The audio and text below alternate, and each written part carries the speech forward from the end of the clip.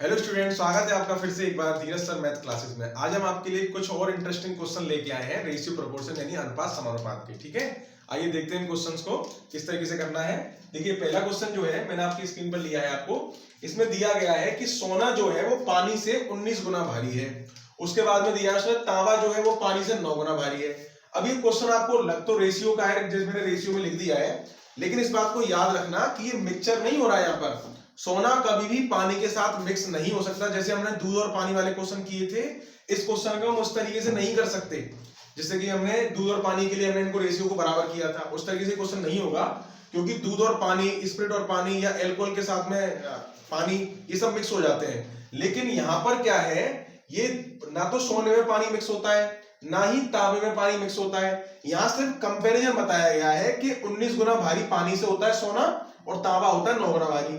तो इस तरीके के क्वेश्चन को करने के लिए क्या करते हैं, या तो हमें एक्स का प्रयोग करना पड़ता था या फिर हम डायरेक्ट कर सकते हैं मिक्सचर वाले फॉर्मूले से। क्या, सोना और तांबे का कंपैरिजन करना है। देखिए सोने को हम इस तरीके से लिखेंगे 19 और तांबे को लिखेंगे हम 9, क्योंकि सोना और तांबा दोनों की दोनों कंपैरिजन में पानी के 19 गुना और 9 गुना भारी है।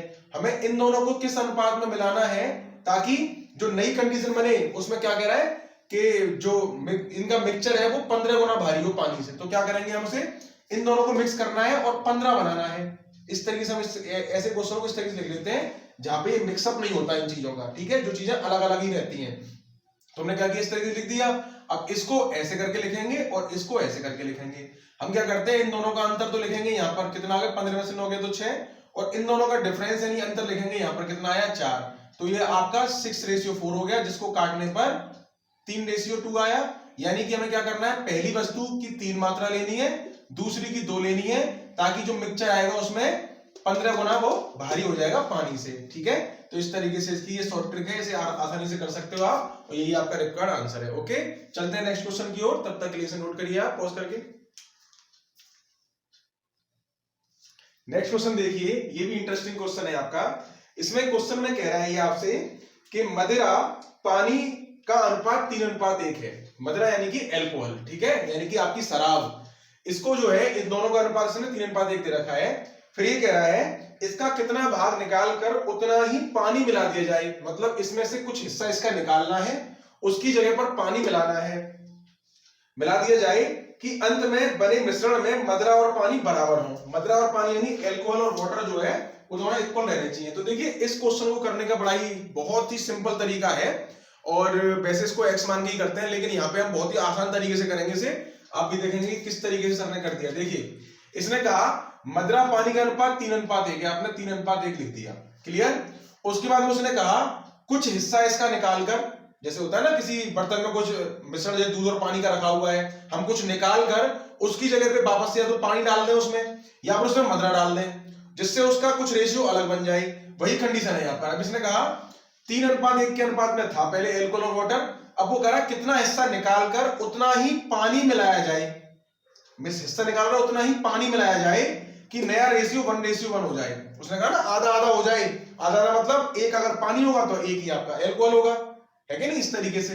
तो हमने क्या किया, इसमें एल्कोहल और पानी दोनों एक एक करना है, मतलब आधा आधा कर दिया। आप इसे 2 2 3 3 कुछ भी लिख लो, उसको कोई फर्क नहीं पड़ेगा, क्योंकि हमें आधा आधा करना है, मतलब जितना ये है उतना ही होना चाहिए। इतनी कंडीशन आ गई समझ में। अब यहां से आगे समझने वाली बात क्या है, इसने कहा था पानी मिलाया गया, तो हम ये लेके चलते हैं जो मिश्रण बचा होगा बाद में उसमें एल्कोहल तो सेम ही रहेगा। जब पानी मिलाया गया है तो मदिरा तो सेम रहेगी, तो मदिरा को सेम कर लो। या मदिरा कौन सी थी, ये वाली थी, तो हम क्या करेंगे, इसको सेम करेंगे। इसको सेम करने के लिए क्या करना पड़ेगा हमें, ये 3 है तो ये भी 3 होना चाहिए, तो 3:1 तो ये था ही, इसमें दोनों में 3 का मल्टीप्लाई कर दिया, 3:3 आ गया। इतनी बात समझ में आ गई। जब उसने कहा कि पानी मिलाना है तो मदिरा को सेम किया। अगर वो कहता मदिरा मिलानी है तो हम पानी को सेम रहने देते और आंसर निकाल देते। अभी हमने क्या किया, मदिरा को सेम कर दिया, सेम कर दिया।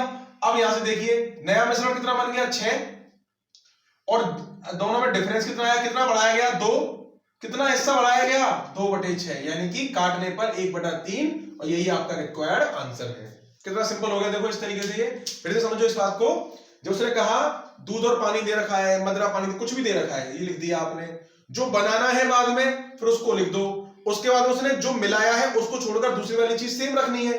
तो ये 3 था तो इसको 3 बनाना था हमें, क्योंकि उसने पानी मिलाया था तो दूध को सेम करना है, या पानी मिलाया था तो मदिरा को सेम करना है, तो क्या करेंगे यहाँ पे 3 का मल्टीप्लाई कर दे ताकि ये 3 आ जाए, इसके सेम हो जाए। सेम हो गया तो जो दूसरी वाली चीज है उसका डिफरेंस निकालो, इन दोनों को जोड़ लो, डिवाइड कर दो, आंसर निकल आएगा। ओके, तो पॉज करके इसे नोट करिए, नेक्स्ट इंटरेस्टिंग क्वेश्चन की ओर चलते हैं। नेक्स्ट क्वेश्चन देखिए, इसने कहा 3 कारों द्वारा 1:2:3 के अनुपात में दूरी तय की गई, यानी ये आपको डिस्टेंस का रेशियो दे रखा है। 3 आपकी कारें थी जिन्होंने 1:2:3 के रूप में दूरियां तय करी थी, यानी कि ये अगर 1 किलोमीटर चली है, दूसरी 2 किलोमीटर चली है और तीसरी 3 किलोमीटर चली है, हम ऐसे मानकर चलते हैं। और उनके द्वारा लिए गए समयों का अनुपात, यानी पहली ने इस दूरी को तय करने में 3 घंटे लिए हैं, दूसरी ने 2 घंटे लिए हैं और तीसरी ने 1 घंटा लिया है। फिर ये पूछ रहा है तो बताइए उनकी चालों का अनुपात क्या होगा। देखिए जब भी ऐसा क्वेश्चन पूछे, चालों का अनुपात पूछ रहा है, तो आप जानते हो चालें क्या होती हैं, दूरी बटे समय तो होती है चाल।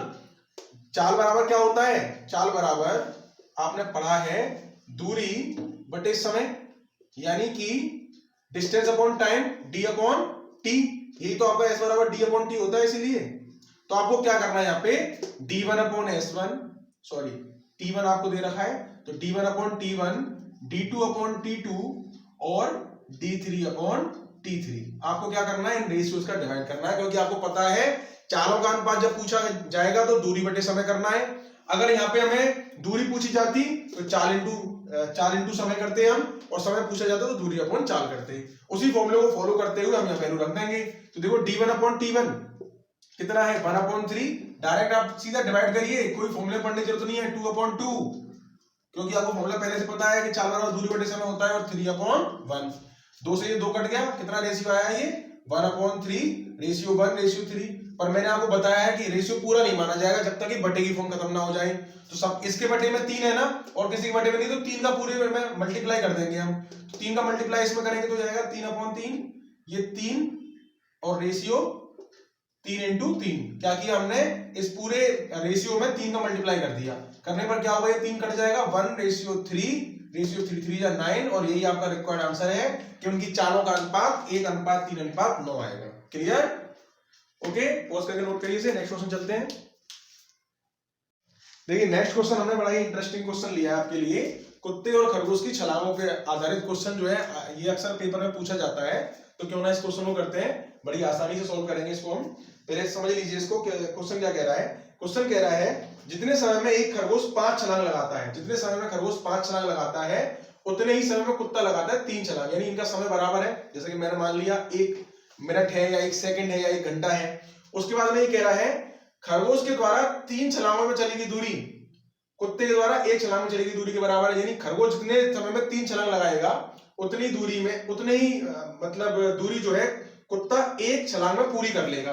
ठीक है, अब इसमें आपकी चालों का अनुपात पूछा गया है, तो देखिए क्या करना है इसमें हम ये मान लेते हैं कि खरगोश ने 3 छलांगों में 1 मीटर की दूरी तय करी है, तो डेफिनेटली कुत्ता भी 1 छलांग में 1 मीटर की दूरी तय करेगा, क्योंकि हमने कहा था इनके द्वारा दूरी समान है 3 छलांगों में 1 छलांगों में। मैं अभी इसको थोड़ा सा लॉन्ग आपको समझा रहा हूं कैसे किया है हमने ये, फिर आपको शॉर्टकट सिखाऊंगा जिससे आप केवल 2 सेकंड में इसका आंसर निकालोगे। तो हमने मान लिया कि 3 छलांग में जो खरगोश है वो 1 मीटर की दूरी तय करता है, तो 1 छलांग में कितनी तय करेगा 1/3। तो 5 छलांग में कितनी दूरी तय करेगा, 5 छलांग चली है उसने केवल, तो 5 छलांग में दूरी तय करेगा 5/3, ये इसकी दूरी आ गई। और हमने लिया था 1 मिनट में अगर तय कर रहा है तो इसकी चाल कितनी हो जाएगी, खरगोश की चाल आ जाएगी यहाँ पे, चाल बराबर क्या होता है दूरी, ये दूरी है 5/3 अपॉन समय, समय हमने 1 लिया है तो उसका कोई फर्क नहीं पड़ेगा, तो इसकी चाल आ गई 5/3 किसकी, खरगोश की। अब हम बात करते हैं कुत्ते की। इसने कहा था खरगोश ने 3 छलांगों में जितनी दूरी तय करी है उतनी दूरी कुत्ता 1 छलांग में कर रहा है, और हमने माना था कि खरगोश ने 3 छलांग में 1 मीटर दूरी तय करी है, तो कुत्ता कितनी करेगा 1 छलांग में, कुत्ता भी 1 छलांग में 1 मीटर दूरी तय करेगा। तो 3 छलांगों में कितनी दूरी तय करेगा 3 मीटर, तो ये कुत्ते की दूरी आ गई, ये मीटर में मान लीजिए आप इसको, ये मीटर में है, ये कुत्ते की दूरी आ गई है आपकी कि कुत्ते ने 3 छलांग में 3 मीटर दूरी तय करी है। और शुरू में हमने ये कहा था, क्वेश्चन में ये कहा गया है कि छलांग जो है ये एक ही समय में है दोनों की दोनों, तो समय भी इसके लिए हमने 1 मिनट मान लिया, तो इसकी चाल कितनी आ गई, इसकी चाल आ गई दूरी बटे समय 1, तो ये भी 3 आ गया। ठीक है, अब दोनों की चाल आ गई। इसने पूछा था कुत्ते की चाल और खरगोश की चाल का अनुपात, तो कुत्ते की चाल कितनी है 3, खरगोश की कितनी है 5/3, आप इसको सॉल्व करेंगे देखिए, तो अब ये बटे में आ रहा है, तो मैंने क्या बताया था इसके लिए, चारों का अनुपात के लिए कि कभी भी बटे में संख्या नहीं रहनी चाहिए। 3 है तो 3 का दोनों तरफ में गुणा कर दो, कितना आएगा, 3 से 3 कट गया, 3 3 9 अनुपात 5। ठीक है, ये तो हो गया आपका लॉन्ग तरीका इसे समझने का। अब आप शॉर्टकट समझिए। शॉर्टकट में हमेशा आपको ऐसे करना है, कभी क्वेश्चन का आंसर गलत नहीं आ सकता। क्या करेंगे हम, क्रॉस मल्टीप्लाई, इधर और ये इधर, छलांगों को पहले लिखना है, दूरी को बाद में, फिर नीचे से ऊपर मल्टीप्लाई करना है। 3 3 9 अनुपात 5 एकम 5, और आपका आंसर निकल आया। क्या आपको 2 सेकंड से ज्यादा समय लगा था क्या, नहीं लगा था ना। तो आपको इसी तरीके से करना है इस क्वेश्चन को। क्या करना है, जब भी छलांगे इस तरीके से दी जाए, छलांगों को लिख लीजिए, दूरी को लिख लीजिए, फिर क्रॉस मल्टीप्लाई, 3 3 9 5 एकम 5, ऑलवेज आपका आंसर सही आएगा। ओके, पॉज करके वीडियो को नोट करिए क्वेश्चन। नेक्स्ट क्वेश्चन देखिए। इस क्वेश्चन को देख के बच्चे घबरा जाते हैं कि ये क्या इसने दे दिया, 1:4 × 10⁵ ये है क्या, और आंसर आपको 4 सेंटीमीटर का पूछ रहा है। क्वेश्चन पढ़ते हैं फिर सोल्व करते हैं। ये बड़ा ही सिंपल क्वेश्चन होता है, इस तरीके का केवल समझने की जरूरत है आपको। ये कह रहा है किसी मानचित्र के लिए पैमाना 1:4 × 10⁵ है, यदि मानचित्र में दो बिंदुओं के बीच की दूरी, जैसे कोई दो बिंदु दे रखे हैं आपको, एक ये वाला बिंदु, एक बिंदु, और इसकी दूरी 4 सेंटीमीटर दी है मानचित्र के अंदर, तो इन बिंदुओं के बीच की वास्तविक दूरी क्या होगी। तो देखिए वास्तविक दूरी कैसे निकालते हैं, बड़ा ही सिंपल क्वेश्चन होता है ये। निकालने का तरीका देखिए, जब आपको ये 1:4 × 10⁵ दिया है, ना तो ये सेंटीमीटर है, ना ये मीटर है, ना ये किलोमीटर है, ये कुछ भी नहीं है, सिर्फ ये रेशियो है। ये डिपेंड करेगा इसका बनना कि आपसे पूछा क्या गया है। अगर आपसे 4 सेंटीमीटर की बात करी गई है तो ये भी सेंटीमीटर में आएगा, अगर आपसे मीटर की बात करी गई है तो ये मीटर में आएगा, आपसे किलोमीटर की बात करी गई तो ये किलोमीटर में आएगा। इसने कहा 1:4 × 10⁵ का मतलब है 1 जो है वो 4 × 10⁵ के इक्वल है।